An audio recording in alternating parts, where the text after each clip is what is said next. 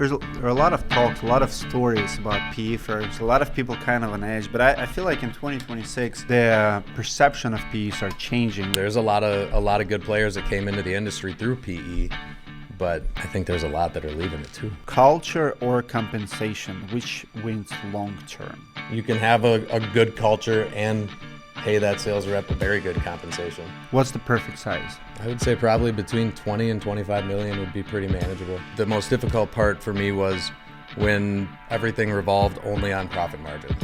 I think a lot of these PE firms are losing a lot of sales reps, and if they lose sales reps, they're going to lose revenue, and if they lose revenue, then how are they going to sell again? Welcome back to Roofing Insights Podcast, the best podcast in the roofing industry. It's 2026. Number one topic today is PE firms. I have amazing guests. Cole Quinnell here, Minneapolis contractor, Odyssey Roofing.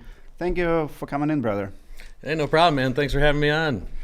Absolutely. Excited. So let's do this. I want this podcast to be about the journey of a roofing company going to PE and back, like that movie Back to the Future. You have that journey. You've made that journey. Let's start with your story. How long you've been in roofing? Like, take me as far back as you want to. Yeah, I've been in the industry for 2 decades. So started back when people were actually running around the country storm chasing. And still measuring the roofs with the tape measures. With a tape measure. You were doing everything. What's your take on that? What's your take, like eagle view versus measure the roof? I mean, I loved measuring the roof because everything was exactly spot on, and that's all we had back then. How many people, like percentage-wise, how many sales reps today can actually measure the roof and calculate it? How many sales reps today know what a tape measure is? They don't.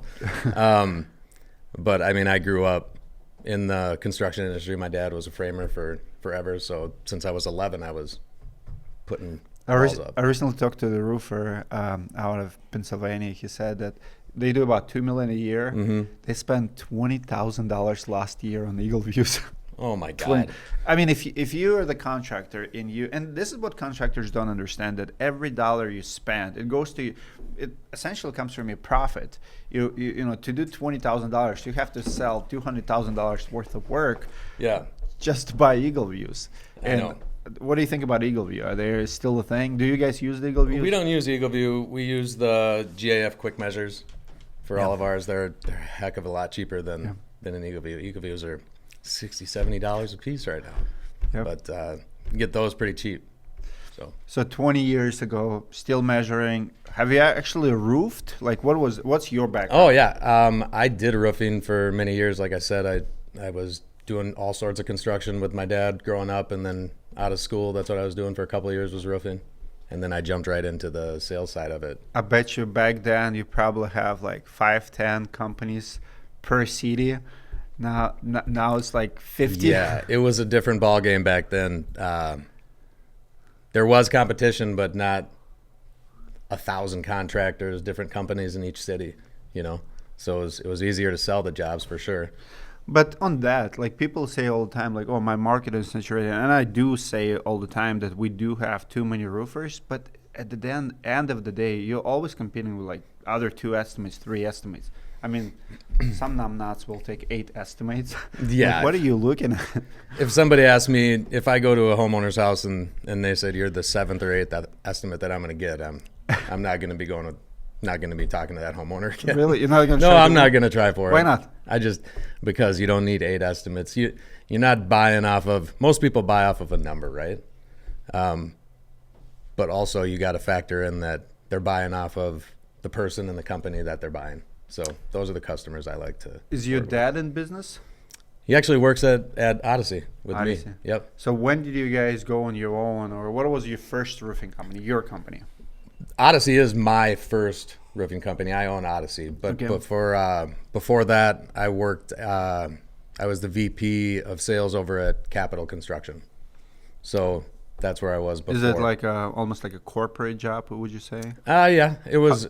How big was or is Capital? Capital would do between 40 and 60 million a year, depending on the storms and the areas of the storms that year. So it was a pretty pretty big place. We had about 50 sales reps running.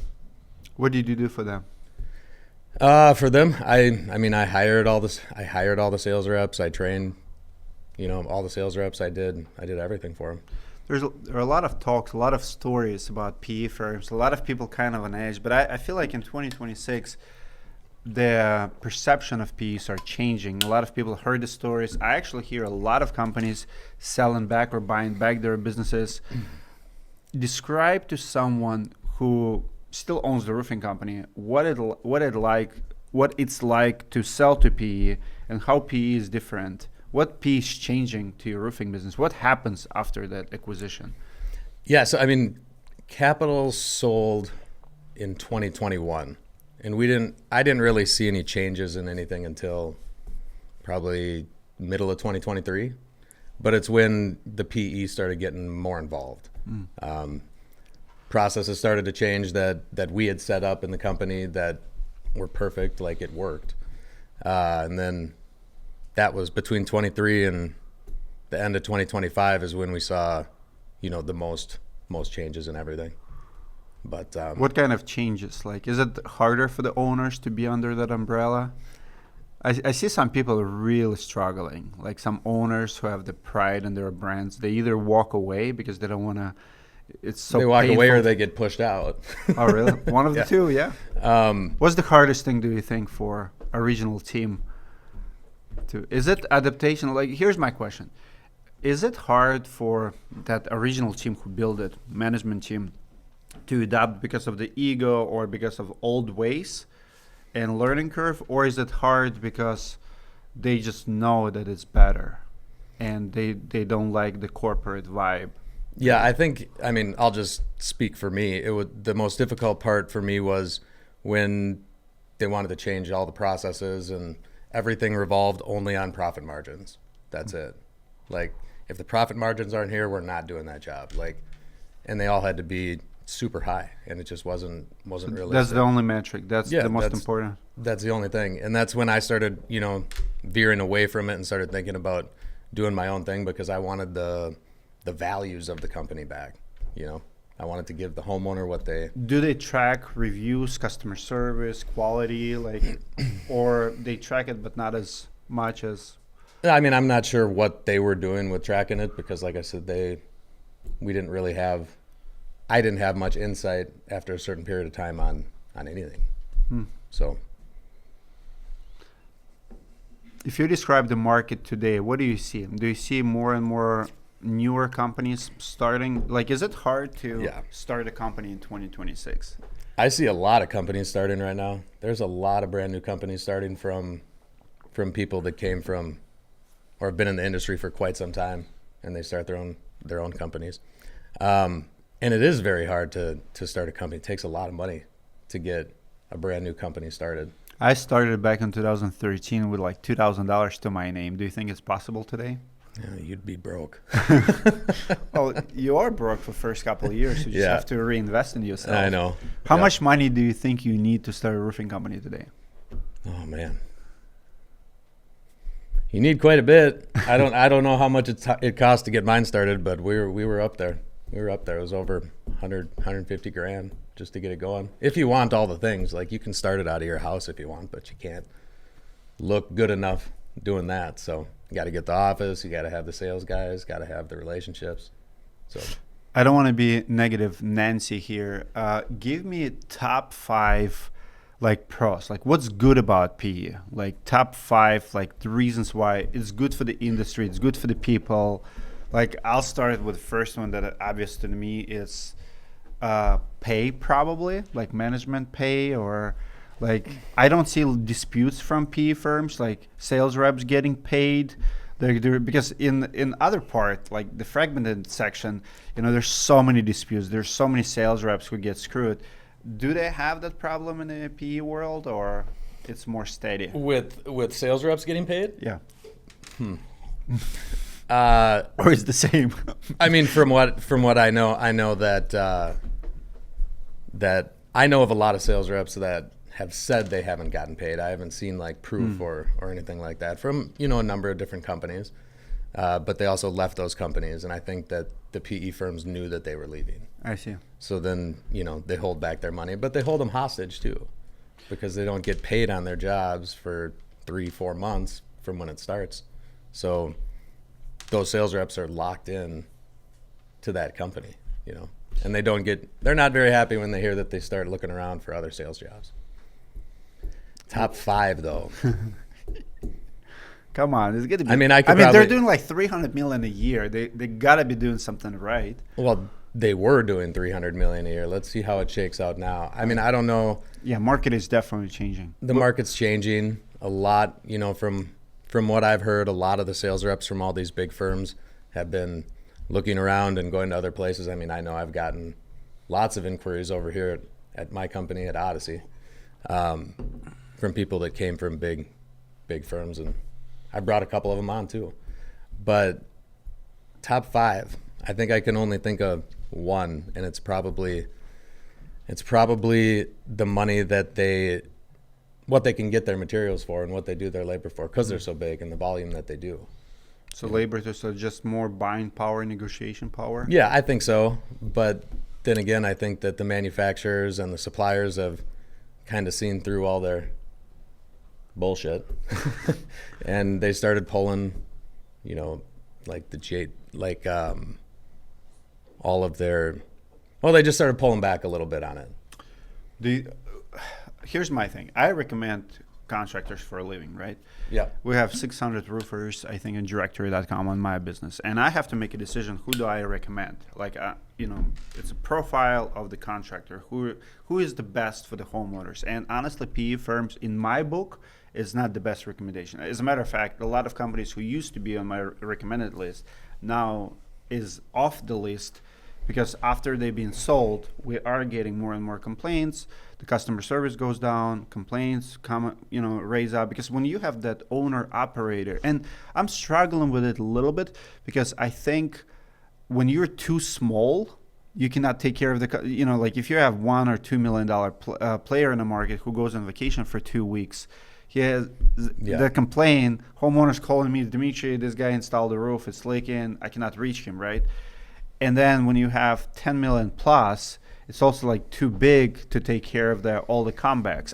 Some people do it really well, but I personally think that 5-7 million is one of the best sizes when you have 3-4 sales reps, 1-2 project managers. Easy to manage. Yeah. Easy to manage. Once you have manager to manage managers, now you have this little bureaucracy. And what I also noticed just through the complaints, when a company is kind of too big, everything gets forever to us. Even for us, we generate leads for the contractors. Even to get to the person to answer the phone call, to process the lead, to return, it's uphill battle. I don't get it. They're hungry guys who are small, who are responsive and on top of it. All the time. And there's middle guys who are actually very efficient too, but size kills. Size kills efficient. But in the industry, and everybody's chasing that 50 million, 100 million. It's just dick measuring contest nonstop. Who has the bigger boat, bigger tires on their trucks? I don't get it. No, they it's really interesting, because we were able to manage between the 40 and the 50, but just by keeping the right people in place, having the phones always answered, guys communicating with their homeowners. So 40-50 was a good size for you? At the place that I was at. Okay. Yeah. I haven't done that here. Sure. I don't really want to get that big here. In your opinion, you've been doing it for 20 years. What's the perfect size? I would say probably between 20 and 25 million would be pretty manageable. Guys, in the comments below, what do you think is perfect size of a roofing company in 2026? 5 million, 3, 8, 10, 2025. I know a lot of good players at 2025. Yeah. I think that's a manageable thing without getting too big. Once you get, like you said, once you get too big and you're hitting those $50-60 million marks, it does not take much to get 5 bad reviews from one person or 5 customers that didn't get communicated with correctly, So you tell me about Odyssey Exteriors today. How did you restart? So you have this for a while? I started Odyssey last year. Last year, but you had it before too, no? Or it's just brand new? I've always had it. I was. So what happened before P? So you had it, you put it on a shelf, you went to work for someone. And I mean, I was a 1099. So that was my 10 LLC. LLC. Yep. That was your full-time job. Yep. So then after I left Capital, I started this up and got it moving quick. But it was the wrong time to start it. I had to start it in the fall because we parted ways at the old place, and I had to get it going in the fall. So it wasn't the right time to get it going. It was a hard winter to push through, but we did it. We got a bunch of jobs in the fall and did them quick. And how do you generate business? Door knocking, call center? Like, what do you do? Door knocking. I mean, I've been in the industry for 20 years, so word of mouth. I get quite a bit of people that call me. Yep, networking, marketing. But I think 20 million is a good number to stick around. Is this your goal? That's what I'm going to try to do this year. Yeah. 20 million. Mm-hmm. With how many sales reps? We have about 20 sales reps right now. 20 sales reps. Yeah. Million. And you know how it goes. About 12 of them are working, and 8 of them. Yeah. 80-20 rule. Yeah, no doubt. 20 of them gonna do 80% of the sales. Yep, that's how it goes, man. So let's talk about industry drama, disputes. Recently, you've probably seen Evolve Construction, and what's your take on all the disputes in the industry? Like I see, like especially like number one request, and we don't pick on those, but number one request for content on this channel is disputes between sales reps and business owners. And my number one question is like, do you have a contract? No contract, don't even come to me. Guys, if you don't have a contract with your company, shame on you. You went to work for someone without payment plan, without something in writing. Like, I mean, that's on you. I'm not going to do he said, she said disputes here. You have to have a contract. You have to have a contract. You got to read the contract. You got to know exactly what you're getting Why into. do you think we have so many? Like, industry is amazing, right? Like, we're doing millions of dollars, 40% gross, 10% net, yet everyone is broke. I don't know, man. I don't know how everyone's broke. That part is their own problem, right? But it's tough for a sales rep to, if they leave a company, a lot of those companies don't want to pay them. Of course. So what are they supposed to do? If the last check they got was a month or two ago and it was $6,000, and they can't go hire a lawyer to try to fight a company. So just stack and starve. I guess. Or I mean you stay and grind it out until you get your final checks while still working for a different company. I'm not sure, but there's a lot of stories. I mean, a lot of the guys that came over with me come from a bunch of different companies, and the reason they left was because they weren't getting paid or they weren't getting treated right or some lies were told to them, So it's a difficult thing, and that's why I got Odyssey going, because I don't believe in that. I want them all to be loyal, and I'll be loyal right back, So roofers today, in my opinion, are getting a reputation. Remember back in the day, we used to have mechanics having like the worst reputation. Like, I think it's changed for them. Like, nobody trusted mechanic 20 years ago. Like, you go there for oil change or whatever, your car always needed something more, right? Yep. Now today's oil change like $120. For my diesel, it's like $260. Yeah, but like we're trusting our mechanics because everything documented. Like, the process have changed, but I feel like in the roofing industry it's opposite. Would you say that 20 years ago trust was there, and today it's just like nobody trusts no one? I don't know. I don't. I just think there's shady people in every single industry, right? I'm not sure why there are so many things going on in our industry right now that just seems like it's never getting resolved. Like, if someone did something wrong in the industry, they should get the proper punishment for it. Well, I have a theory on it. Why we have so many bad players.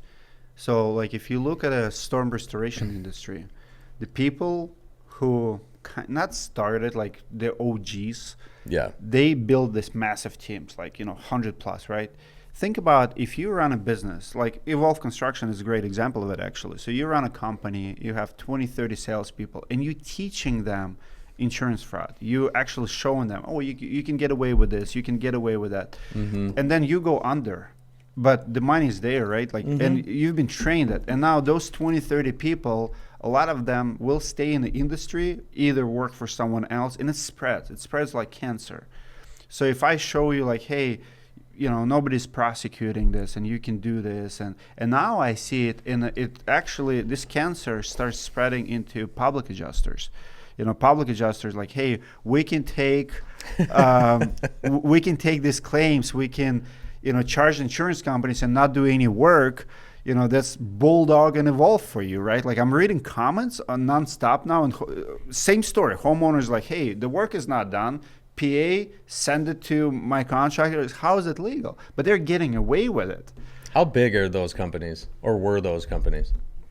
Pretty big. Pretty big. I mean, back in the day, like your Aspens, and I'm not saying that Aspen did it, but some of them were like 100 million, 80 million. I mean, they're all gone. It's not like they sold. It's not like they built empire, right? But a lot of them disappeared, but they gave birth to like hundreds more. I know. And now I see two types of companies. Like I actually see a big trend in the industry where people from outside coming in, like educated, like lawyers, people from other businesses, a lot of HVAC contract. I know it because I consult a lot of, like my typical client would be like, hey, I sold my HVAC business or plumbing business. I have non-competes. And I look at roofing as the next big thing, right? Or, like for years. Yeah, exactly. So now, like investors coming in, people who just want to do something, and they look at roofing as a good trade. So we have good people coming in. Actually, you know who I think is the best owner in a space, guys? Comment below if you agree with this. So that you have three kind of owners. You have one with a business acumen, like who always done business, like your Lance Backmans, right? Like doesn't matter what to do, build business. Second one is a sales rep who lost his job for whatever reason, started a company. And third one, some kind of a tradesman. I believe that tradespeople have the best work ethics and the most conservative business owners, because the tradesman, if someone who actually worked with his hands and ran the crew, for him, $20,000 insurance claim is a lot of money, and he's gonna treat any job is a lot of money to that. Exactly, he's gonna treat it carefully. He'll put money on the side. He'll pay his bills, right? For the sales reps are the worst because they're the biggest spenders. Yeah. And recently we did an Emma Norman video, and that attitude is a typical attitude of the sales reps, like, oh, $35,000, that's not a lot of money in the roofing industry. No, sales reps will spend money on everything. Like right away they'll be like, here's a $20,000 job, $500 down payment, but we need it done tomorrow, and then we'll collect the rest of the money later. But tradesmen, sales reps, and then business people. I've seen them all come through. But back in the day, we were all just sales reps. Now it's a little different. And another problem we have too, like industries have a lot of ups and downs. So you have good year, where you have hail, storms, whatever, and then you have a dry year or years, and all of those people have to eat, but there's just not enough food, and you have to work hard. I know. In this industry, how many hours you put per week, you would say? How many hours do I work per week? I don't even know. It's probably over 70 or 80. I mean, I'm only at the office probably 3-4 hours a day, but I'm constantly sitting down on my computer answering emails on the phone. So never stops. It never stops, man. But no, it's a great industry to be in. It's been really fun, like watching it go up and down. But right now is an interesting time with all the PE and all the new companies. So what do you think the future looks like? What do you think will happen in the next 5 years? Do you see the decline of PEs? Because I already see they're buying less and less. Their sales and numbers and EBITDAs are down. Yeah, I think that you'll see a decline in public equity, and just like this year and last year, there's been so many other people starting their own companies, not to shoot up to be a 30, 40, $50 million company. They just want the normal back in it, Just steady income. Yes. And a good income and just being able to give their customers what they promise them instead of having more controllers up here trying to tell you how to do it, you know? So I see a lot of smaller companies starting and then the bigger PE firms. Are you mainly insurance then, or you do a lot of retail too? No, we do both, but mainly insurance. Yeah. So I've got guys working in Minnesota, Wisconsin, and Iowa from storms. How's the insurance game changing in your opinion? Is it getting tougher, like everyone's saying? It's definitely changing too, but it always has. You know, like deductibles used to be $250. I remember way back $500, in the day. Yeah, $1,000. One thing we're seeing a lot this year, and we've heard about it in the industry that it's coming for the last couple of years, was the ACV policies and large deductibles. So like we're getting, say you got a $20,000 roof and these homeowners are getting checks for $7,000-8,000 and that's it. That's where they cut it off, which is going to be a struggle. But then they have to do it, so you finance them on that end. Do you see, or do you think we start seeing backlash towards PE firms, like as an industry in general? Because 5 years ago it was like kind of exciting thing, but now I see a lot of negative talk. Yeah, no, I think a lot of these PE firms are losing a lot of sales reps, and if they lose sales reps, they're going to lose revenue, and if they lose revenue, then how are they going to sell again? I don't see it going very far. But so one thing that I actually think is a positive of PE, like for the industry in general too, they gave birth to they brought a lot of talent, like C players to the industry, like people who understand the numbers, who actually run a business like a business. Yes. Right.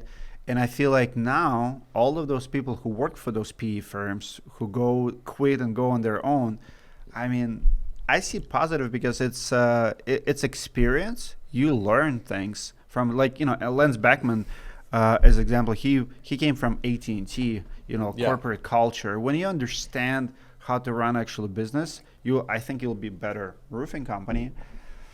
I mean, I learned a ton of stuff as, the VP over at Capital. I learned tons in the last 8-9 years of leadership that I did over there, which obviously put me in the right path to do what I'm doing now. But there's a lot of good players that came into the industry through PE, but I think there's a lot that are leaving it too.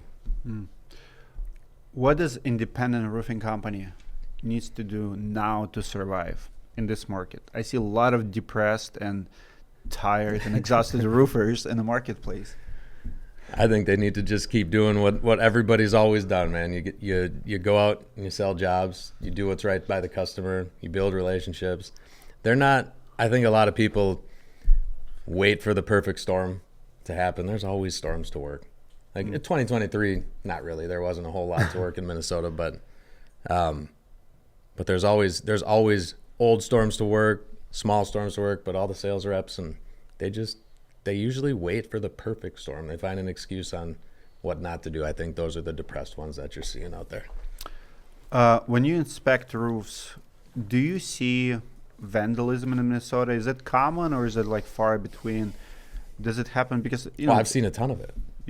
I've seen a bunch of it. I know. I mean, I've went out to inspect roofs, and I've gotten up there after the homeowners had other people up there, and there's a couple torn off shingles, or they made damage on the roof. But insurance companies don't they don't really balk at it that much, even if they know about somebody doing it. From my experience, anyways. Why do you think is that? I don't know. If it's a residential roof, they probably don't even want to deal with the hassle. But I've never known anyone personally that actually damaged roofs. But would you say it's just a crime that they're not? I mean, think about this. Like, if you would be, I think it's too small for them.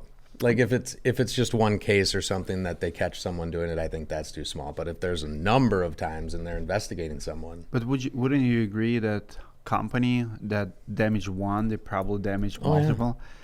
I mean, they actually do. They start doing stinger operations now, and that's good. And I feel like they're doing it just to set a precedent that, hey, you will get it. And what's crazy about it, like, you have all the cameras around, like Tesla cars now running cameras 24/7. You have Ring cameras. Like I actually seen the Evolve guys, right? Like Jay Zabri and his brother. I've seen video from the homeowner's door, like them, putting ice in a sock and just doing this to the siding. No way. Yeah, that is insane. So they have, and the story there, it's public information. They were reported to Department of Labor here. So Jay Zabri has his brother, and that brother was training the sales rep. Sales rep was 2 weeks with the company, and Jay Zabri's brother is what's his name?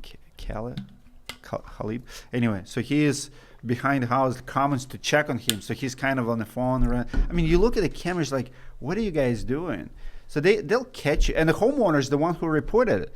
But the thing is, like, is it worth it? Like, I believe that from that, your reputation will never be recovered. No, absolutely not. Absolutely not. And no, it's not worth it. You can't. I mean, there's plenty of damage on the property if it was in the storm path. You don't need to go in and find a neighborhood and try to create the damage. That's probably how they got as big as they got at one point. They found neighborhoods that didn't have damage and made it. Yeah, made their own hail map. Oh, here's the business model.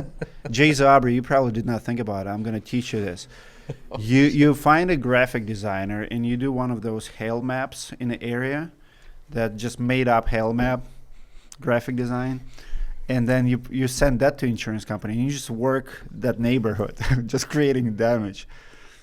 Sam, have you ever heard of, like, see, I'm genius. It's the best business plan ever. Photoshop everything, fake everything. So how many states is he? So he's... Well, I know he cannot operate in many. Just so I got a message yesterday. They got like over 100 victims in Michigan. 66 Yikes. in Florida. I mean, everywhere they get busted, it's always like 10, 20, 30. And they got pretty solid evidence on all of that, huh? Oh, yeah. I mean, when you have so many victims, so and what's crazy about it, that they're suing homeowners. Like yesterday, I got a homeowner from Utah, and they're suing homeowners? Yeah, so like yesterday, it's a lady, like, homeowner came to me, daughter of a homeowner's, elderly couple, and she's like, they don't have money to do it. The roof is leaking. They signed it with a Bulldog Public Adjusters and Evolve like 8 months ago. Yeah. Keep promising check, like refund, because they didn't do any work. Keep promising, and finally start threatening them with a lawsuit. Like, very typical story. And they're like, they don't have money to fix it. And they're raising the question, how is it legal, like, that contractor got paid with a public adjuster from insurance company for work that never been completed? Wasn't there one case in Florida where they took $80,000 from a lady and didn't touch her entire home? Yeah. I can't remember. I mean, I think Jay deposited the check to his pocket, I think. Yeah, how do you get away with that? Well, you just being lawyer up. Yep. Threat everything with the ChatGPT. It's like they feel like if they're gonna yell at you, scream at you, and ChatGPT legal letters to you, that finally you're gonna go away. I would say 95% of people who reach out to me say, I don't want to deal with it. I don't have money for lawyers and stuff. And I don't care. Lee Hutton, I don't care. I cannot wait for the trial. Yeah. I cannot wait. I just can't. Like, this is gonna be so good. How long do you think until it gets to that? They pressing for July. July? Yeah. I mean, yeah. Lee Hutton. Hold on. I kind of want to know. Hold on. There's a. Is it open to the public? Can we Hold on. Lee Hutton just posted it 11 hours ago. Sharp mind, strong backbone, zero room for weakness. Another trial. # stay tuned for the win. Lee Hutton, stay tuned for my win. You're going freaking down, dude. I mean, it's like I can't believe these people. Like, what are you what do you hope? So, if you call a fraud, like if you commit fraud and I call you fraud, is it defamation? No, it's I'm just calling you a name. It's what you did, you know. And if there's solid proof and it's all out there, then I don't see what the problem is. But anybody can start a lawsuit just for about anything nowadays. But the craziest part is like someone actually bought that company. Oh, So you've been in this space. that is insane. Like, what do you think is gonna happen to that? Like, I don't know what's going to happen to all these companies, but it's going to be interesting to see. You know, I have no clue what's going to happen with that though. Evolve. I mean, they're probably not going to be evolving much from it. Here's my thing. Like, good contractors worry about like one negative review. Like, it's probably like I remember when I got first 1-star review. It was back in 2014. I have 66 5-star reviews on Angels List. 66. And I remember to this day, dude, I lost my sleep. I'm driving to this lady. She purchased $49 basement finishing. I was doing like 3D designs for basement finishing. Yeah.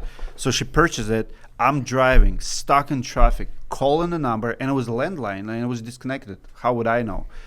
So it was on Robbinsdale. The traffic was so freaking bad, like dead stop. So I'm never late for my appointments. Like, you kidding me? So I show up like no, you're always early. 25, 30 minutes. She meet me at a driveway. It's like, I already called Angels List. I'm gonna refund and blah blah. And she gave me a 1-star review, and I said, "Ma'am, I've tried calling you, and like, is this your number?" She's like, "Yeah, that number is disconnected." I'm like, how would I know? I tried to call you to say that I'm running late. The number that Angels List gave me is this number. You confirmed that, like, what the heck? Anyway, so she gave me 1-star review. I lost freaking sleep. Like, I'm like, because when you But just for being late, you got the 1-star review? Like, she's not even a customer yet. No. That's the good contractor mentality. You care about your 1-stars. You care about bad experiences. You get better, right? How can you freaking sleep at night when you have like 300 lawsuits, when you have like few $1 million in refunds sitting in your account, and you're just like, keep going? I don't know. Probably got to take a couple trazodones or something. No, but I hear you. I lost, like, I have one review that was a 3-star review versus a 5-star, and I lost sleep over it too. But it was just a simple fact of the roof was done, but the sales rep didn't get back to the customer right away at a certain point, and that's what we got the review for. I tried to get him to change it, but it doesn't matter how big you are. Like, you always do what's right, and we worry, right? Like, but the bad players, they just don't care. They go as far as they possibly can go, and the only way they keep doing it, because they're gonna keep changing names. They change the name, wipe it out.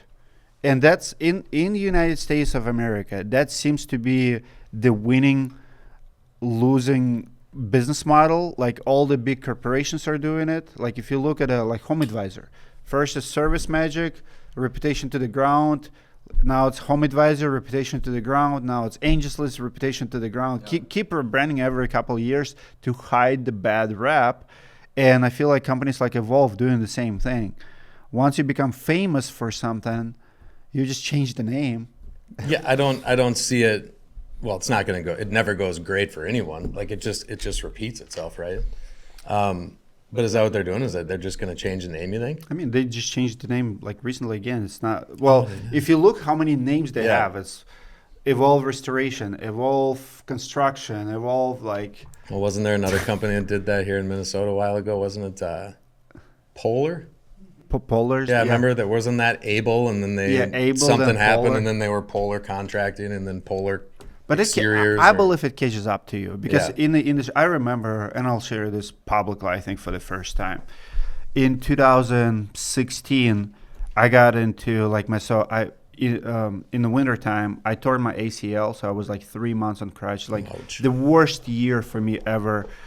I got from like, I've never ever have even credit card at that point. Like, first 2 years in business, no that, like pretty much debit card. So I start with the credit lines, and I got in financial trouble, a couple $100,000 in debt. Yep. Nothing crazy, but I was only doing like $1.7 million. And my lawyer told me, would you consider bankruptcy? And I'm like, for what? It's okay, $200,000. When you're doing like less than 2 million, sounds like a lot of money. But I remember what I told my lawyer then. I said, if I filed bankruptcy, it was like ABC bill, like typical stuff. Yeah. Everybody in town will know what I did. Yeah, you can change the name, you can do, but people will know. And for me, it was not okay.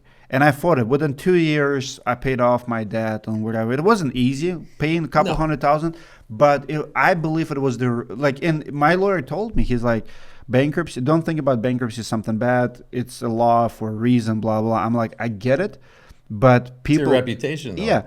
And, honestly, when I sold my company in 2020 and I started roofing school, I'm like, that was the best decision ever. How can I teach roofing business? How can I take a startup company, teach them, go through this process if I failed myself years ago? But, when you go through, hardships of business ownership, and you get out of that hole, now I can teach you. It's like, hey, there's always a way out. Yeah. It's never easy. It happens. I mean, Henry Ford, all of the big players, Delta, all the big corporations, they all done. I mean, Spirit did not make it, but but all the big players, they usually go through that shit. You have. There's obviously hard times, hard decisions, and everything like that as you start your company. Changing name is the worst thing. It's to me, it's unethical. Yeah, I mean, it's very unethical. There shouldn't be a way for somebody just to say, I'm going to just change the name of this company and start it again. I hate that mentality in our business. I had a guy who filed $3.2 million bankruptcy, and when I was talking to him about it, he pretty much, he's still in business today, by the way. Yeah. He told me, it's not a big deal. I didn't screw people. It's just banks and investors, or banks and like suppliers, what's not. I'm like, those are people too. Yeah, there are lots of people getting paychecks from those places. $3.2 million for a supplier is probably someone's boat. They earned it. Right. It's their profit. The banker, he didn't try to settle, right? Like $3.2 million from banks and suppliers is still money. Yeah, so you're stealing from them, or you're stealing from a homeowner, like a lot of these companies are doing. It's not right, unethical, and no, I'd lose lots of sleep at night if it's just. The saddest part is market is saturated, and good guys have to compete with shady players like that. And the problem, why do you think homeowners not doing their research? They have to. They don't want to. They can't. I mean, it's hard enough even after a homeowner does their research to still get that down payment.